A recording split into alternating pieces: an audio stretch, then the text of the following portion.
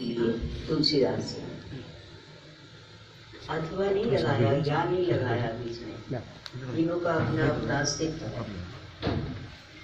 भगवान की लीलाएं, भगवान का नाम सुमरन, भगवान की महिमा का गुणगान, भगवान की रचनाओं का गुणगान, भगवान के नाम संकीर्तन का गुणगान क्या करता है? तो ये हमारी माया, मोह और मल। मल का अर्थ होता है माया। पहले माया को ही ले ले, क्रम से ही चले। भगवान ने कहा, तुलसीदास जी ने इस श्लोक से पहले कहा, कामी नारी प्यारी जिमे लोभी प्रिय जिमे काम। ये माया के रूप है। पुरुष के लिए स्त्री और स्त्री के लिए पुरुष, मायामय दोनों। मैंने दाम और पुरुष के लिए स्त्री और स्त्री के लिए पुरुष। हम इन्हीं के पीछे भागते रहते हैं और जिंदगी लगा देते हैं। स्त्री को पुरुष न मिले या पुरुष को स्त्री न मिले तो आगे परिवार भी नहीं होगा। तो क्या बंधन रहेगा? तो माता पिता का रहेगा। उसके जीवन में अगर बंधन रहेगा, किनके ऋण से ऋणी रहेगा वो? माता पिता अथवा दादा दादी अगर जीवित है। और माता पिता प्रायः लगभग 20-25 साल बड़े तो होते ही हैं, कन्या हो या पुत्र हो। उनकी सेवा, उनके पास पर्याप्त धन होता है तभी तो उन्होंने हमें पाला। तो उनकी सेवा तक जब वो 20-25 साल के हैं और बालक 20-25 साल बड़े हैं, और बालक कितना बड़ा है? 20 साल का हो गया, मान लिया 25 साल का हो गया, तो माता पिता कितने साल के हो गए? 50 साल के हो गए। 50-60 के बाद शरीर जो है वो रजोगुनी चीजों को कम स्वीकार करता है। खाना है तो भी रजोगुनी जल्दी पचता नहीं।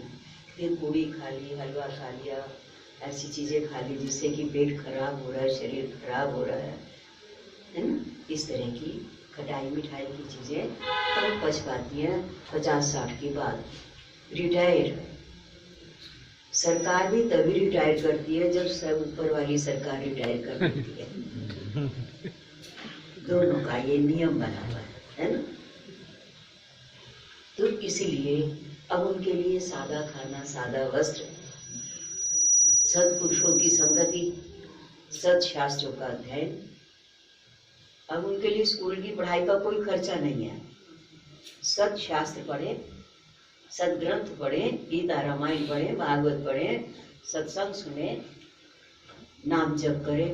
अब इसके लिए कोई खास खर्चा नहीं होता। एक ही रामायण को चाहे आप 50 बार भी पढ़ोगे तो भी कोई ना कोई नई बात आपको मिलेगी। ये एक राज की बात है। इसलिए बहुत ग्रंथों को पढ़ने की भी कोई आवश्यकता नहीं। श्रुति विप्रतिपन्ना ते यदा स्थास्यति निश्चला समाधा वचला बुद्धिस तदा युग नवाप्स्यसि। श्रुति विप्रति, अगर सुनने में ही लगे रह जाओगे और उसमें तर्क करने में लगे रह जाओगे और उसकी कथाओं में, इस राजा ने ऐसा क्यों किया, कि कई ने राजा दशरथ की रानी थी, उसने वनवास क्यों दिया, क्यों, अब इसी चक्करबाजी में पड़े रह जाओगे और उसको डिस्कस करने में लगे रहोगे। कभी उस संतों के पास जाओगे, कभी उधर जाओगे, कभी कोई ग्रंथ पढ़ोगे। कल हमारे से किसी ने बात करी, बोले जी कृष्ण जी ने एकलव्य को मारा। पढ़ा होगा कि भगवान कृष्ण ने एकलव्य को मारा। कसूर था और नहीं भी था, दो दृष्टिकोण थी।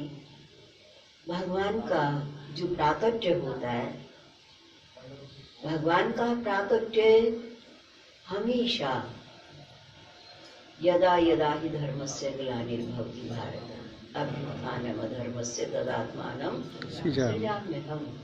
मैं कब प्रकट होता हूँ, प्रकट करता हूँ अपने आप को, वरना तो मैं छुपा रहता हूँ। कहाँ छुपा रहता हूँ? बोले सबके हृदय में छुपा रहता हूँ। सबके हृदय अर्जुन तिष्ठति। परंतु प्रकट होता हूँ तो फिर जैसे इस धरती पर धरातल पर प्रकट होता हूँ। क्यों होता हूँ? बोले यदा यदा ही धर्मस्य, जब धर्म की हानि होती है, ग्लानि होती है, धर्म घटने लगता है, धार्मिक लोगों को पीड़ा होने लगती है, धार्मिक लोगों को अधर्मी लोग सताने लगते हैं, नाजायज उनके साथ व्यवहार करते हैं। माँ नहीं, मात पिता नहीं, देवा। कौन सताएंगे? जो अपने माता पिता की सेवा नहीं करते, जो अपने माता पिता से लगाव रखते हैं, उनकी सेवा करते हैं। उनको पता है, उनको मालूम है कि ये बुजुर्ग हैं, बुजुर्गों की कैसे सेवा करनी चाहिए, इसलिए वे दूसरों की भी बुजुर्गों का निंदा या उनका निरादर नहीं करते, सताते नहीं है किसी को। तो जो अपने माता पिता को नहीं मानते वो दूसरों की भी परवाह नहीं करते, उनका भी आदर नहीं करते, बुजुर्गों का। तो इसीलिए बोले राक्षस कौन है? जो नगर गांव आग लगावे इत्यादि, बहुत लंबा प्रसंग है। जब राक्षस लोग, असुर लोग धर्म की मर्यादाओं का त्याग कर देते हैं और धार्मिक कर्म करने वालों को सताते हैं, परेशान करते हैं, उनकी बुद्धि को भ्रमित करते हैं। ऐसा क्यों करते हो, ऐसा क्यों करते हो? भगवान कृष्ण ने भी तो ऐसा किया, भगवान राम ने भी तो ऐसा किया। एकलव्य को क्यों मारा भगवान ने?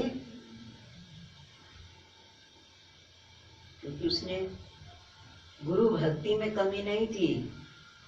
द्रोणाचार्य ने जवाब दे दिया था उनको शस्त्र विद्या के लिए, और उन्होंने अर्जुन से वायदा कर लिया था कि मैं धनुष की विद्या और किसी को नहीं दूंगा, सिरे तक तुम्हें दूंगा, सिरे तक, अंतिम तक। फिर लव्य आया, उसने कहा मुझे धनु विद्या सिखा दो। बेटा मुझे नहीं सिखा, शूद्र जाति से भी हो, मैंने संकल्प लिया है कि क्षत्रियों को ही शस्त्र विद्या दूंगा। और दूसरी बात कि उससे संकल्प भी कर लिया, तो भी उसने मूर्ति बना के, श्रद्धा और विश्वास उसका दृढ़ था गुरु के प्रति कि लेनी है तो इन्हें द्रोणाचार्य से ही शिक्षा लेनी है, और मूर्ति बनाई और फिर गुरु भाव रखते हुए उनसे सीखा। और बाद में भी, परंतु वो बाद में जब अभ्यास करता था तो जायज नाजायज लोगों को मारता था। राक्षस वृत्ति थी, राक्षस का बेटा था, तामसी था। इसलिए अभ्यास जो था वो सताने के लिए ही करता था, एक तरह से अभ्यास भी करता था और सताता भी था। और इतना प्रकांड विद्वान हो गया था धर्म विद्या में कि जब एक समय कुत्ते के मुख में उधर से अर्जुन भी बाण छोड़ रहा था, उधर से उसने भी बाण छोड़े और बराबर का मुकाबला किया। फिर अर्जुन ने पता किया कि कौन है ये ऐसा मेरी बराबरी में खड़ा हुआ है। पता चला एकलव्य है। बोले तुम किसके शिष्य हो? बाद मिले, बोले मैं द्रोणाचार्य का। बोले द्रोणाचार्य ने तो मेरे से संकल्प किया था। बात खुली, पता चला द्रोणाचार्य ने कहा नहीं, हमने तो किसी को शिक्षा नहीं दी। जब द्रोणाचार्य ने कहा हमने नहीं दी, बोले ये एकलव्य कैसे? एकलव्य को बुलाया गया। एकलव्य ने कहा प्रभु मैं आपका ही शिष्य हूँ, आपने ठीक है मुझे जवाब दे दिया था, परंतु मैंने आपकी मूर्ति बना करके और आपको गुरु मान करके आपसे शिक्षा ली। तो उनका तूने चोरी किया। और बोले गुरु दक्षिणा तूने नहीं दिया, बोले आप ले लो। तो उन्होंने अंगूठा मांग लिया।